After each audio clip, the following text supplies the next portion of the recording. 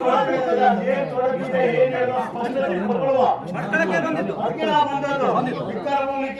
ಮಾಡ್ಲಿಕ್ಕೆ ಅಥವಾ ಯಾರಾದ್ರೂ ಹಿಂಸೆ ಮಾಡ್ಲಿಕ್ಕಲ್ಲ ಗೊತ್ತಾಯ್ತಲ್ಲ.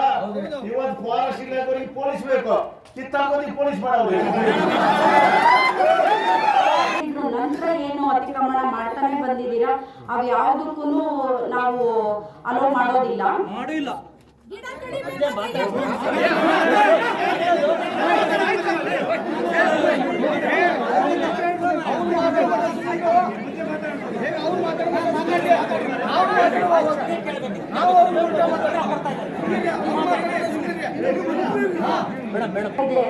ಅವ್ರದ್ದು ಇನ್ನೊಂದು ಅವಕಾಶ ಕೊಡಬೇಕು. FRA ಅಂಡರ್ ಇರೋ ಅವರಿಗೆ ಇನ್ನೊಂದು ಅವಕಾಶ ಕೊಟ್ಟು ಅವ್ರದ್ದು ಪುನರ್ ಪರಿಶೀಲನೆ ಹಂತದಲ್ಲಿ ಇರೋದ್ರಿಂದ ಆ FRA ಅರ್ಜಿಗಳು ಏನಿದಾವಲ್ಲ ಆ ಜಾಗನ ನಾವು ಯಾವುದನ್ನು ಒಪ್ಪಲೇಸಿಲ್ಲ. ಇದು ನಮ್ಮ ಗಮನಕ್ಕೆ ಇರಲಿ.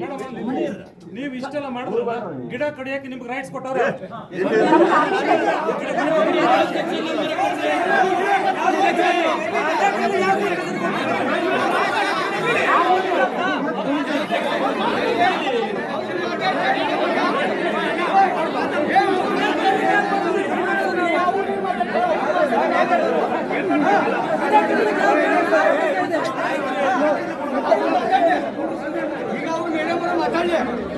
ಅವ್ರು ಇನ್ನೂ 2 ತಾಸು ಮಾತಾಡಿ, ನಾವು ರಾತ್ರಿ 10 ಗಂಟೆ ಮಾತಾಡ್ತೀವಿ.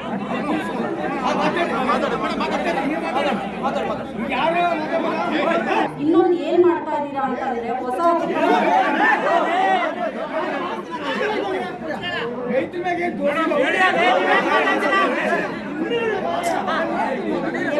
ಅರ್ಜಿ ಒಂದು ಭಾಗದಲ್ಲಿ ಇರುತ್ತೆ, ಹೊಸದಾಗಿ ಇನ್ನೊಂದು ಕಡೆ ಅತಿಕ್ರಮಣ ಮಾಡಿ ಅದೇ ಅರ್ಜಿನ ತಗೊಂಡ್ ಬಂದು ಆಫೀಸಿಗೆ ಕೊಡ್ತಾ ಇದ್ದೀರಾ. ಸೊ ಹಾಗಾಗಿ ನಾವು ಅದನ್ನ ಪರಿಶೀಲನೆ ಮಾಡಬೇಕು. ಹೊಸದಾಗಿ ಮಾಡ್ತಾ ಇರೋವಂಥದ್ದನ್ನ ನಾವು ರಿಮೂವ್ ಮಾಡ್ತೀವಿ. ಕಾನೂನು ಪ್ರಕಾರ ಏನಿದೆ ಕ್ರಮ ಅದನ್ನ ಕೈಗೊಳ್ಬೇಕಾಗುತ್ತೆ. FRA ಅರ್ಜಿಗಳು ಏನ್ ಪೆಂಡಿಂಗ್ ಇದಾವೆ ಆ ಜಾಗಕ್ಕೆ ಮಾತ್ರ ನಾವು ಈಗ ತಡೆ ಹಿಡಿದಿದ್ದೀವಿ. ಆಯ್ತು ಮೇಡಮ್, ನೀವು GPS ಮಾಡುವಾಗ ಎಲ್ಲರದ್ದು ಮಾಡಿದಿರ ಅಂತ ಪ್ರೂಫ್ ಏನಿದೆ?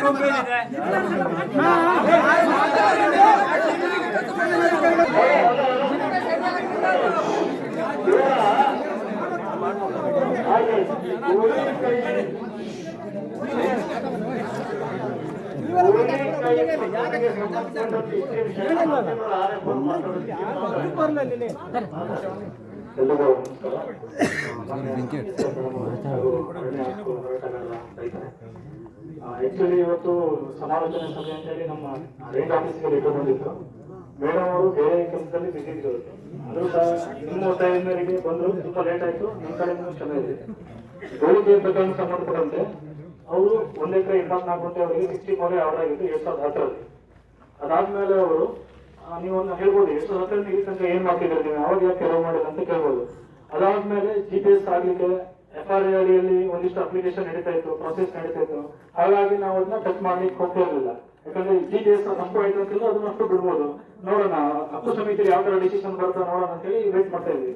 ನಾನು ಆ ಪಾರ್ಟಿಗೆ ಈಗ ಒಂದು 10 ಡೇಸ್ ನೋಟಿಸ್ ಕೊಟ್ಟು ಅವ್ರಿಗೆ ಸಹ ಆಫೀಸಿಗೆ ಕಳಿಸಿದ್ದೀನಿ. ರಾಜಾರಾಮ್ ಅಂತ ಅವ್ರನ್ನ ಆಫೀಸಿಗೆ ಕಳಿಸಿದಾಗ ಅವ್ರು ಹೇಳಿದ್ರು, ಸರ್ ನಾವು ಅರಣ್ಯ ಹಕ್ಕು ಸಮಿತಿಯಲ್ಲಿ ಅರ್ಜಿ ಹಾಕೊಂಡಿದ್ವಿ ಸರ್. ಅರ್ಜಿ ಹಾಕೊಂಡಿರೋ ಏರಿಯಾನ ಬಿಟ್ಟು ಉಳಿದನ್ನ ನೀವು ತೆಗಿಲಿಕ್ಕಾಗಿಲ್ಲ.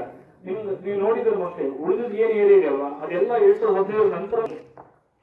ಆಮೇಲೆ ಅವ್ರಿಗೂ ನಾವು ಸಫಿಶಿಯಂಟ್ ಟೈಮ್ ಕೊಟ್ಟಿದ್ದೀವಿ. ನಮಗೂ ಸಹ CCF ಅವರು ಆರ್ಡರ್ ಮಾಡಿರ್ತಾರೆ ಎವಿಷನ್ ಮಾಡ್ಬೇಕಂತ ಹೇಳಿ 3 ಎಕರೆ ಮೇಲ್ಪಟ್ಟು. ನಿಮ್ಗೆ ಗೊತ್ತಿರ್ಬೋದು 3 ಎಕರೆ ಅಂತ ಹೇಳಿದ್ರೆ ಬರೀ ಅತಿಕ್ರಮಣ ಅಷ್ಟೇ 3 ಎಕರೆ ಅಲ್ಲ, ಅತಿಕ್ರಮಣ ಮತ್ತೆ ಅವ್ರ ಪಟ್ಟಾ ಜಮೀನು ಸೇರಿ 3 ಎಕರೆ. ಈ ಕೇಸಲ್ಲಿ 3 ಎಕರೆ 22-23 ಗುಂಟೆ ಇತ್ತು. ಹಾಗಾಗಿ ಅವ್ರು 3 ಎಕರೆ ಮೇಲ್ಪಟ್ಟು ಪ್ರಕರಣಕ್ಕೆ ಬಂದ್ಬಿಟ್ರು. ಹಾಗಾಗಿ ಅವ್ರಿಗೆ ನಾವು ನೋಟಿಸ್ ಕೊಟ್ಟು ಆಫೀಸಿಗೆ ಕರ್ಸ್ಬಿಟ್ಟು ಅವ್ರನ್ನ ಸಂಜೆಯಲ್ಲಿ ಕೇಳಿ ಅದಾದ್ಮೇಲೆ ನಾವು ಅಟೆಂಡ್ ಮಾಡಿದ್ವು. ಏಕಾಏಕಿ ನಾವು ರೈತರ ಮೇಲೆ ಅಟೆಂಡ್ ಮಾಡ್ಲಿಕ್ಕೆ ಹೋಗಲ್ಲ. ಯಾಕಂದ್ರೆ ನಮ್ಮ ಡಿಪಾರ್ಟ್ಮೆಂಟ್ ಇರೋ ಎಲ್ಲ ರೈತರ ಮಕ್ಕಳೇ, ನಮಗೂ ತೋಟ ಇದೆ, ನಮಗೂ ಗೊತ್ತಿದೆ ಅವ್ರು ಎಷ್ಟು ಕಷ್ಟಪಡ್ತಾರೆ ಬೆಳಿಬೇಕಂತ ನಮಗೂ ಗೊತ್ತಿದೆ. ಅವ್ರ ಮನೆಯವರು ಸರ್ವೆ ಮಾಡ್ತಿದೀವಿ, ಸರ್ವೆ ಮಾಡ್ತಾರೆ. ಅವ್ರ ಮನೆಯವರು ಇದ್ರು, ನಾನು ಹೋಗಿದ್ದೀನಿ ಸರ್ವೆ ಮಾಡ್ತಾರೆ. ಅವ್ರ ಗಡಿ ಗೊತ್ತು ಮಾಡ್ಕೊಂಡೆ ಅದನ್ನ ಕಟಿಂಗ್ ಮಾಡಿದೀವಿ. ಏಕಾಏಕಿ ನಾವು ಹೋಗಕ್ ಮಾಡಿಲ್ಲ.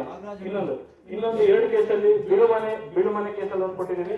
ಲಿಂಗಪುಟ್ಟ ನಾಯ್ಕ ಅಂತೇಳಿ ವಾದಿಗಳೆಲ್ಲ ನೋಟಿಸ್ ಕೊಟ್ಟಿದ್ದೀವಿ. ಅದು 2 ಕೇಸಲ್ಲಿ ಯಾಕೆ ನೋಟಿಸ್ ಕೊಟ್ಟಿದ್ದೀವಿ ಅಂತ ಹೇಳಿದ್ರೆ